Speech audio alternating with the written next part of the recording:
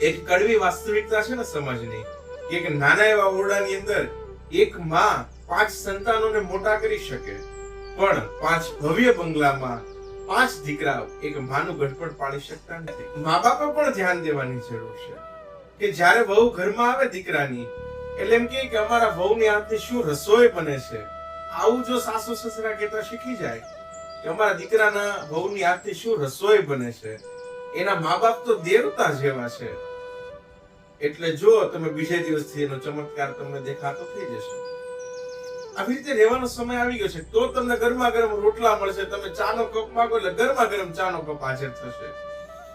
પણ એ પ્રેમથી શરૂઆત કરવી પડશે, અને એ શરૂઆત એક સમજદાર વ્યક્તિ, એક મા બાપે કરવી પડશે. અને સાથે પ્રેમથી શરૂઆત, શાંતિ આવશે એટલે આપોઆપ તમને પરમાત્મા મળી જશે. પરમાત્મા એટલે કોણ? તો કે સમર્થ સદગુરુનું કોઈ સાનિધ્ય મળી જાય. તમારા જીવનની અંદર શાંતિ હોય, સુખ હોય, સમૃદ્ધિ હોય, પ્રસન્નતા હોય, આનંદ હોય પરિવાર વચ્ચે. આનાથી મોટું પરમાત્મા બીજું શું હોઈ શકે? પરમાત્મા એટલે શંખ ચક્ર ગદાધારી તો આપણી સાથે રહી ન શકે, પણ એક સમર્થ સદગુરુનું સાનિધ્ય મળી જાય, તમારો પરિવાર છે આખો આનંદથી રહેવા માંડે. તો આ શાંતિ મેળવવા માટે એ શરૂઆત છે પ્રેમથી કરવી.